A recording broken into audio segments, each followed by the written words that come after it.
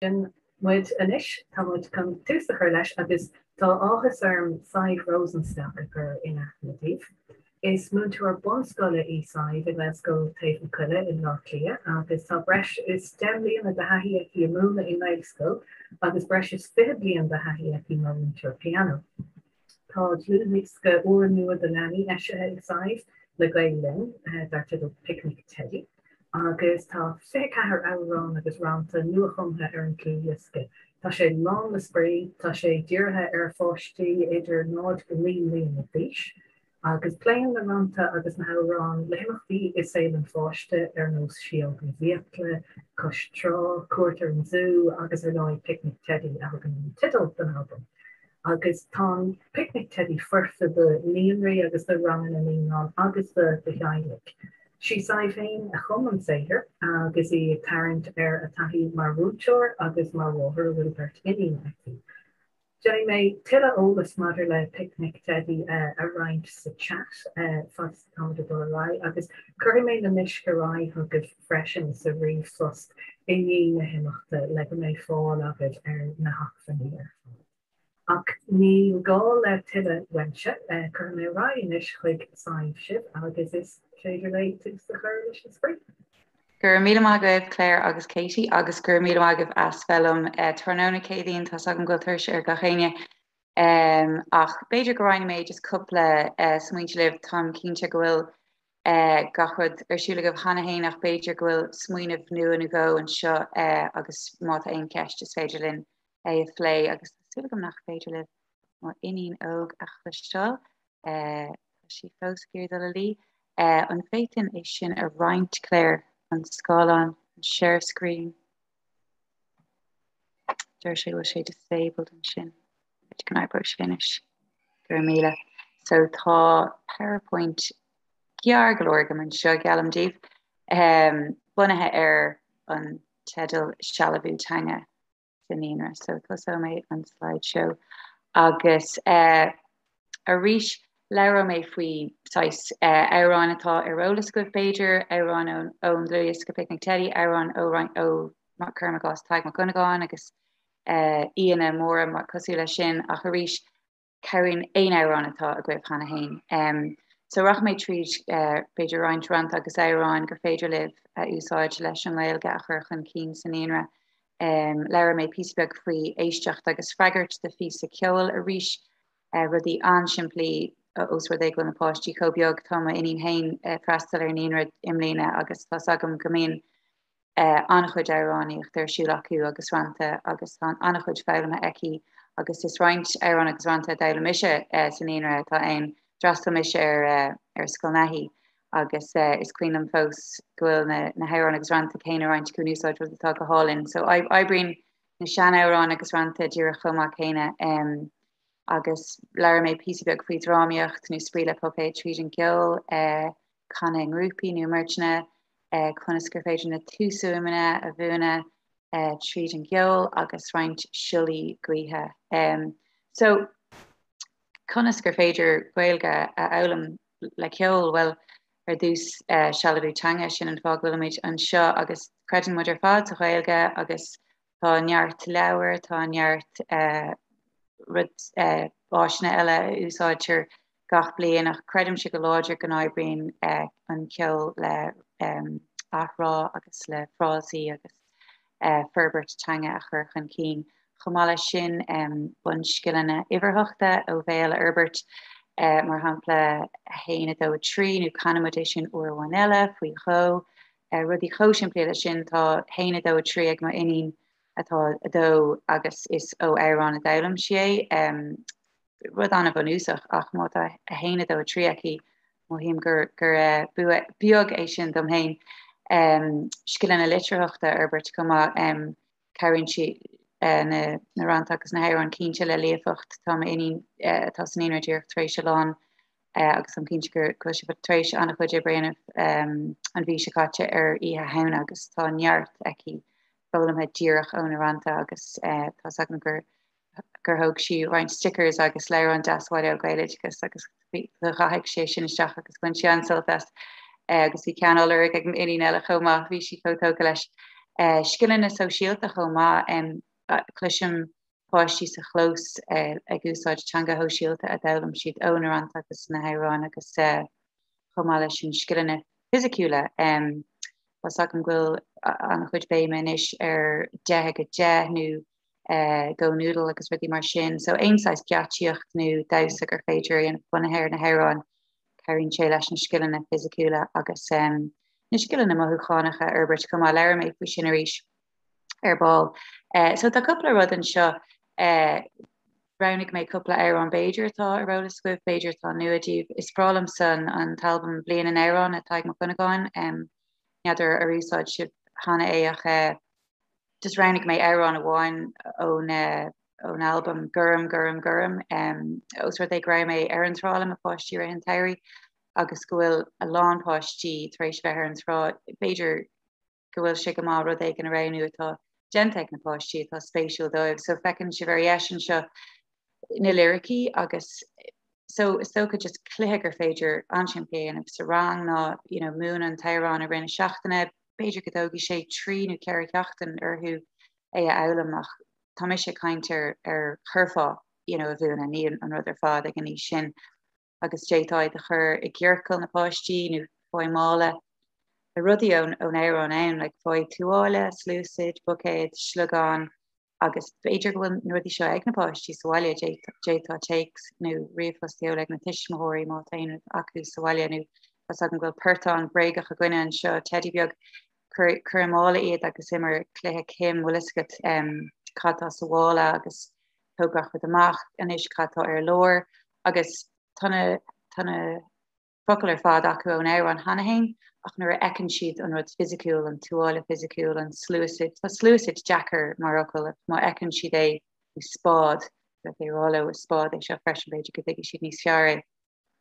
slugán tá sé Jackar freisin meascin má páiste sus tá sealaide uaireanta ach nuair ecann si an slugán physiciúil ginn si níos fearra, so tá meascán ann idir focail na amhráin nó focail an ran agus rudí physiciúil a breagán a úsáid. Amhráin ón album atá gomsa ná Fred Féileáin Beiidir go bhfuil sé arolalas a gcuibh ach a rís Fred Féileáin ag eitilt sa spéir so tá ag tuairt an teanga dóibh tá tuairt na focail Gordín Féileáin Boeing Day versa dó agus focail spéir fiúthirt dóibh agus an sin jo fi siad Forbairt ar an teanga sin amachchan seo mátá Beiidir Albert nó go acu ón amhráin ceapan gonéir mo inon fós Green Boeing Day ar an duile glas, so ní higann si gur bríd is hain, so ach tá Boeing Day aici gan éon deit, so Beiidir nach tuí an Albert ar fád agus tá sé sin go brá fiú gonín an bhór uaireanta tá cuairde lumsa nach bhfuil focail na amhráin acu ó bhí mar fás níos agus chum siad na lyricí tain agus tá sin go brá Fólamíonntaí mar dúirt mé Bunscileanna uimhearthachta cané sin uorháin fá uair tríúir converse a hain a ríis a hain dó a trí is fáildaldí, so cudín sé ar fád leis an Sealbhú Teanga agus Scileanna litearthachta cairn siad le líomhfacht mar dúirt mé Beiidir go mé an Albert ar fád táid ag goiras ag sprís a chóirdín nó táid ag goiras a sprís a chlós Beiidir go mé sin acu ribhear na bliana agus is deas nó éis sin ghfuil sé teach díireach óna amhráin. De leir mé beagáín faoi seo nuirí páisiúil le riocht na sí speisialta agus conas gur féidir ceol agus Rannta a úsáid le Sealbhú Teanga a chur chun cín. Táim se sa take feile me líana sa Bunscileanna bhfuil múna agus tá annach chuid genta gom le páistí tá mé seo ceithre blion dom ceapan á dhéanamh agus tá annach chuid ibre genta gom le páistí agus bunahéir an ceol. Athrá sin an príomhrad stocha faoi mar sóldíobh gur brá le nuair a hagann tú rud éigean gur maith le lean leis. Is brá le Rannta tá scoil tús agus deire cínte le go minic breagán nó cluiche gan éon chríoch chuma gás Lego nó rud éigean mar sin Bobbó go Beiidir nach daithnín an sprí céine sin le tuis nach chuil tús agus deire cínte le agus Beiidir nach diggin siad conna sé immert nu conas cad éon aim atá buint leis seo ach gobunúsach mohíim le mo hahí hain dúsáid me se YouTube gomininic le anam an amhráin tá Rannta tá bhíad luasca agus DVD ceapam ar fáil blianta hin agus de fad na sé YouTube agus bhí amhráin amháin Gracie Brogue á chanig mór na gaoileh ar an amhráin sin agus tá sé deasbog agus chuir sé an páiste bhílam ar a suaimhneas agus rinne mar ceachtainna ar phíosa deir bunathe ar an phíosa an céine agus de bhrannig an páiste ar de bhrannig siad a ríséir chaigh siad pictureteach bunathe ar níor mór an cainte ag an báiste tá sin riocht an si speisialta ach go léir greibh ansása buint as an amhráin agus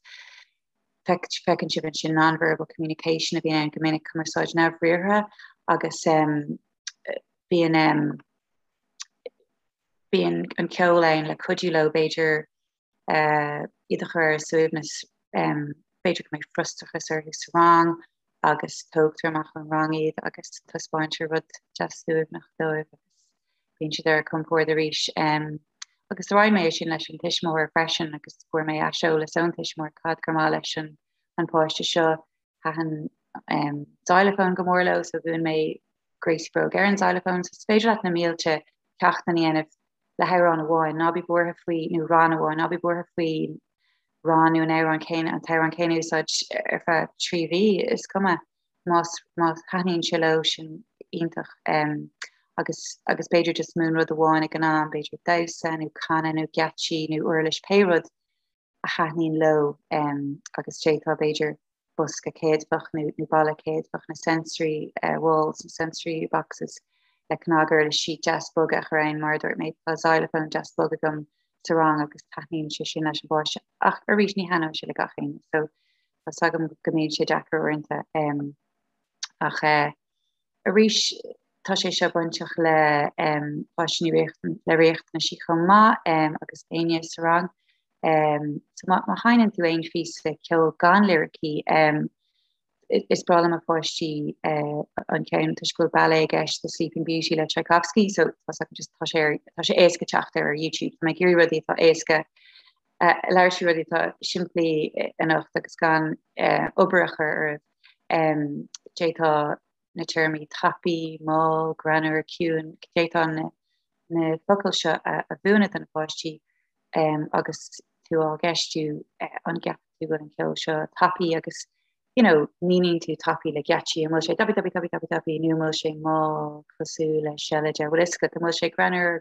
í goire agus tagan na focail an tapi focu agus an sin fecinn sibtá poster beaggan sin leis na mothúáin agus an béir níl an poster sin roiintach tá na poster mór agam ar scoil beidir go siad go si le Teddy ar hu Teddy a goire atá sásta Teddy Bronach Teddy tá cuioine Teddy Crusta gomininic bíon páistí crusta agus ní tó cínte chuna sé chur an úil so détá an ceolú leis na mothúáin a bhúna an bhfuil an ceol seo sásta an gurn an míntaí sásta ar a géis leis an bhúmíonn sé seo bronach agus céin fá agus ruí mar sin agus mar dúir meid sé go mád a páistí le réocht an siú freisin uanta nach bhfuil mór an focail acu agus beidir go bhhaile just a bhéirchar ar an picture den Teddy agus céin mothúáin tá a chluisteáil acu nó céir tá ábhathú acu féin agus a géiste leis an gceol. Tá cínte gluis begóní ag obair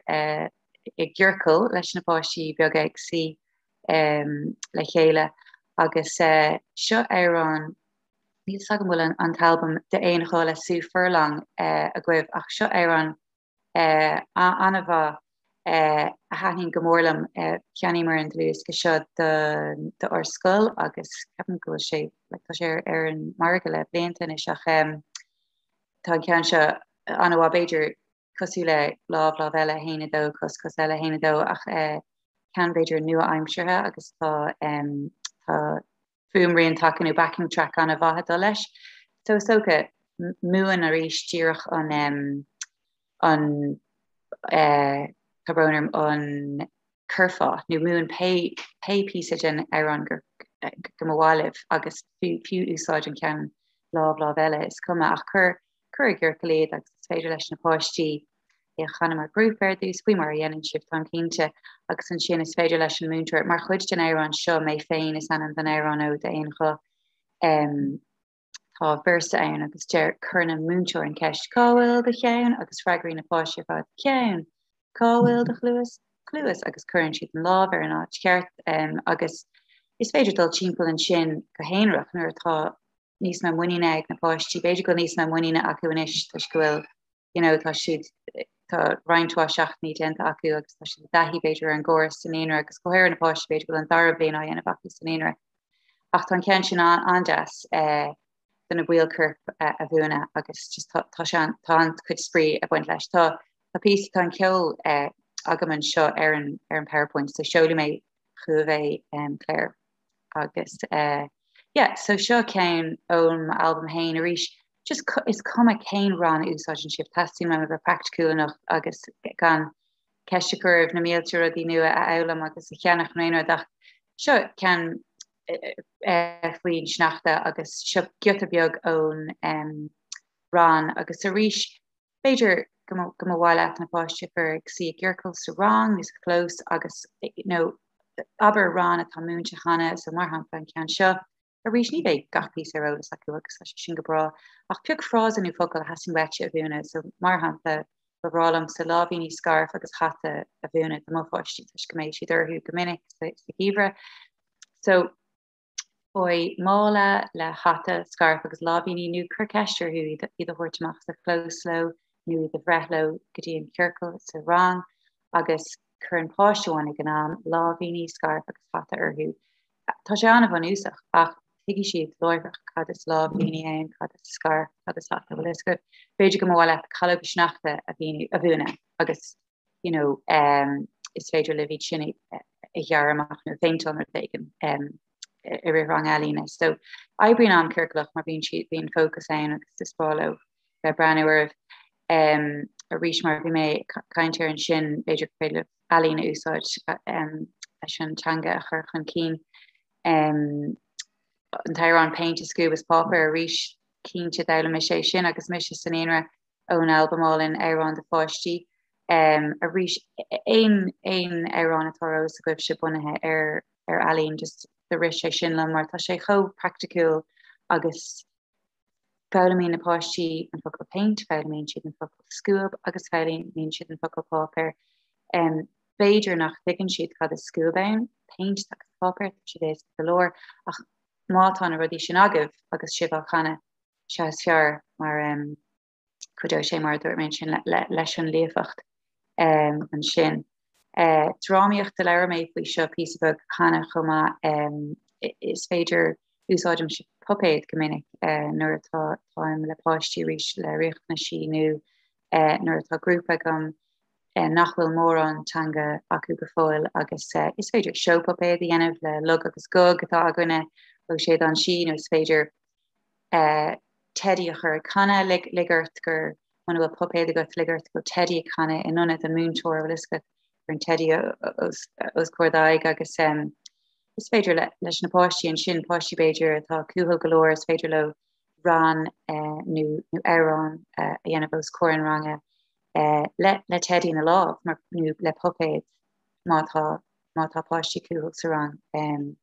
agus is féidir físeán beag dhéanamh mátá cead é sin dhéanamh leis an fón nó daigen agus é thuspáint dóibh agus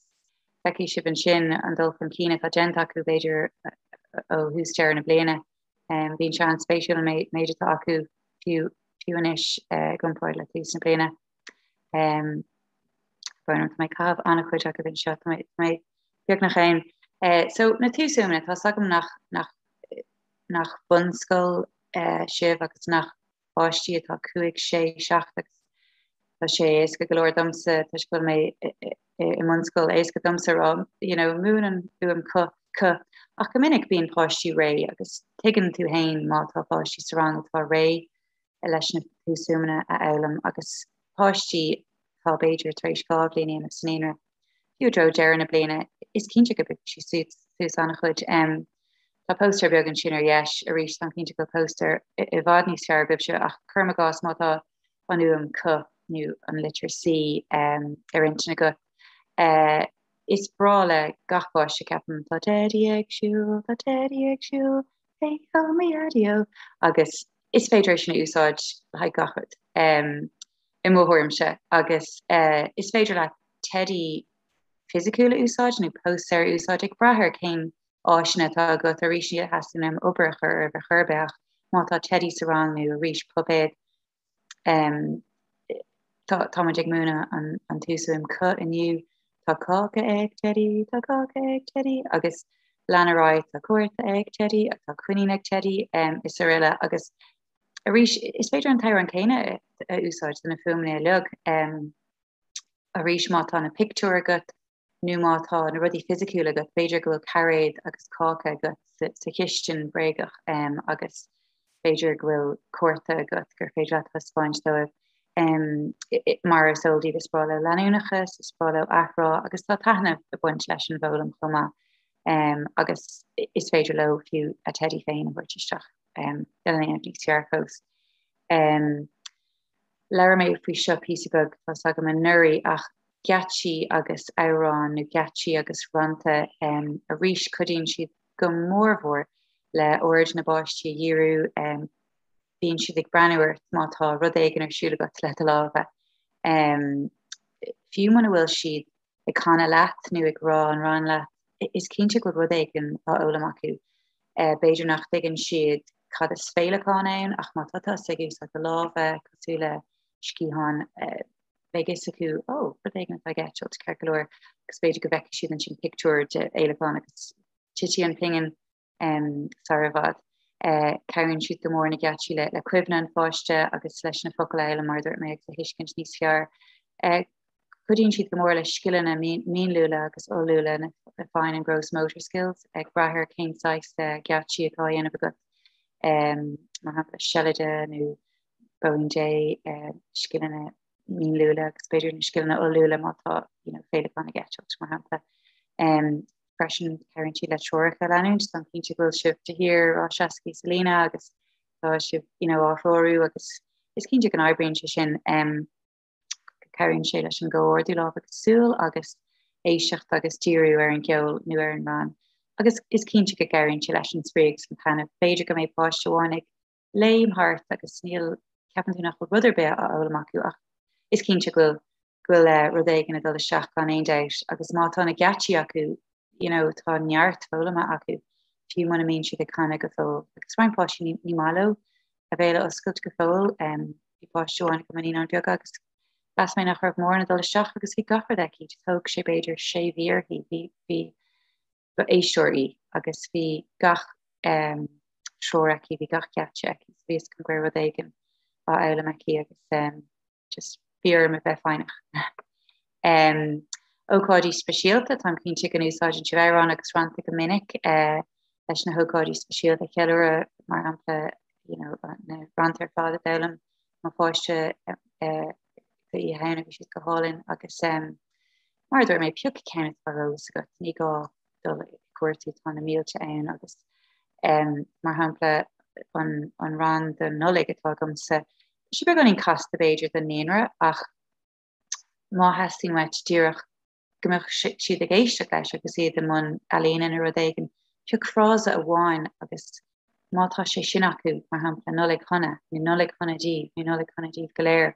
agus gem poster a rathú leis an Albert sin scrífa ar an scríbnar bulgán an bubble writing rinne me sé sin le má fáistí bubnú bia chuch si é ar an buineog agus mar a hórla sé tháinig roiint páistí gan éon Gaeilge agus tí catá ar an poster so aibríonn rudí cho siimplí agus tá méid sin taithna buint leis mátá dadin an nola ar an picture taithna sé gan éon déit ach mana bhfuil annach nolig chuna ar an poster agus go bhfuil an rán ar a glús ach beidir nach bhfuil sé rólas acu go fólach beidir go fiú go méid ihe nolig acu na bruntanas. Ní gá bheith buir bhí gach ile focail ar chur be tá siad chóthóg agus just einrod gohfuil spéis acuin tá sagad pein má spéis acuin na réalty na dagin faoin na reality. So té leis is stocha an téma an rud a hain leis na páistí sa ran. Agus Jera táim ag obair le cag fi láthir agus tá phíosa ceol agus áhéanamh agam bunathe nílamse ag tarint na Victor Withas mór. Tá ag obair leis an dearthóir Ciaranní Quinn Dibric an Glúdaithe an album agus tá ag obair le beochan túir le animator agus tá cag tréis muoinú thuirt doing de roiint phíosa atá inarúnt de fáistí ríis is an náid go hocht náid go ní agus féin lyricí an scáilán beidir nach mééis siad sin á léamh ag fáistí níonra ach beidir go goideá siad leis na múntóirí agus spéisiad fáidir fáil Saranasca Vimeo agus leúnmh ar YouTube chumá. Ach Ceirn mar dúirt mé leis an rud ar YouTube anam an érán, Ceirn pictureú scéal le roiint fáistí leis na focail a hiiscint agus elam níos fear, so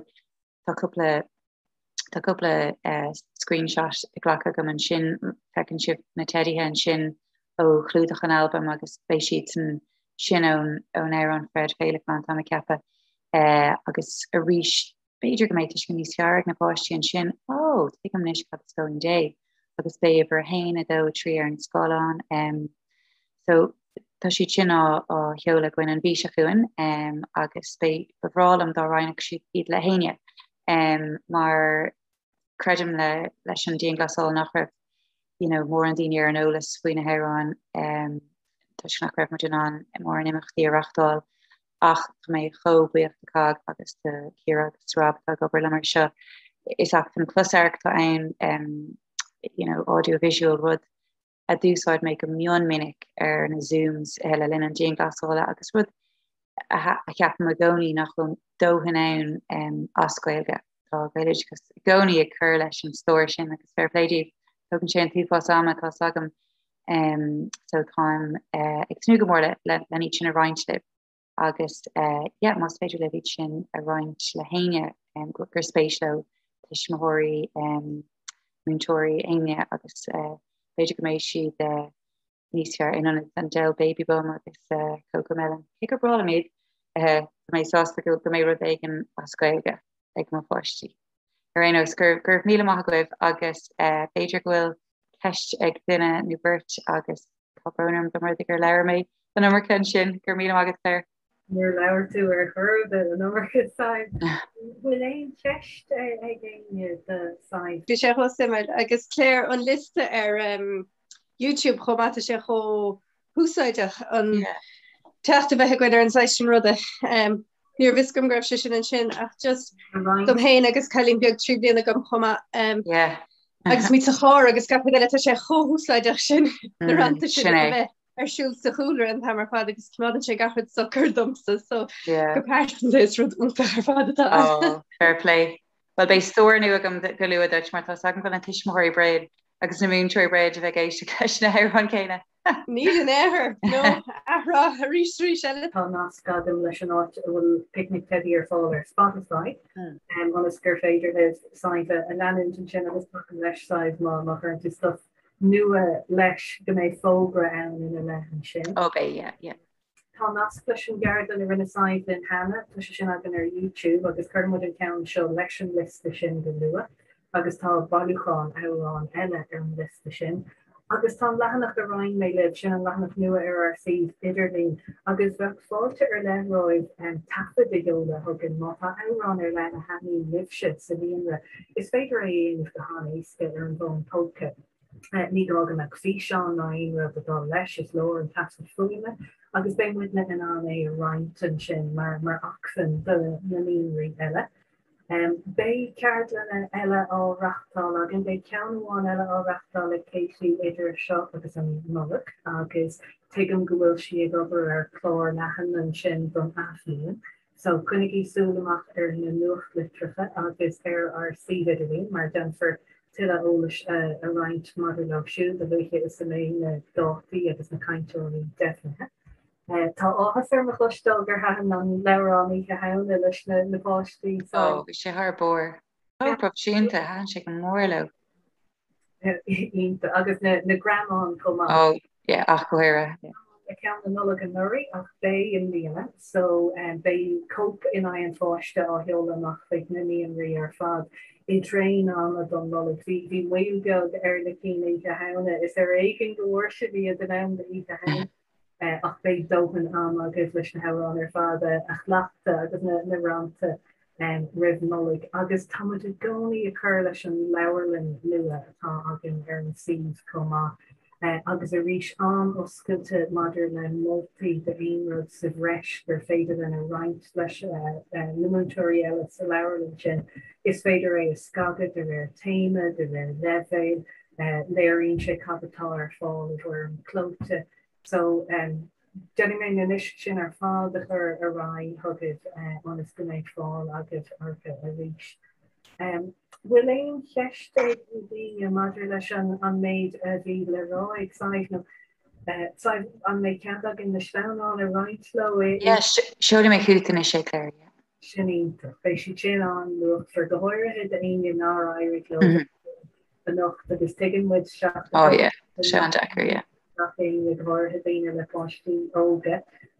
so bei sé intach the main tree in on brand shearer reach agus no Tory ní an fresh and pumpkin look for those two coma. Gur mí má fair play. Fi mis just chun ra míle buchas saibh just fi me explain is bralam ceol tamadí gcóí ag Canadh san Ionra agus caríonn sé cumór fiúnar mó fáistí nó bhí siad óg cibérod bíon tú bhí mis ag Canadh leis an Eurovision nó nach ra focail Frankis nó Germánis agam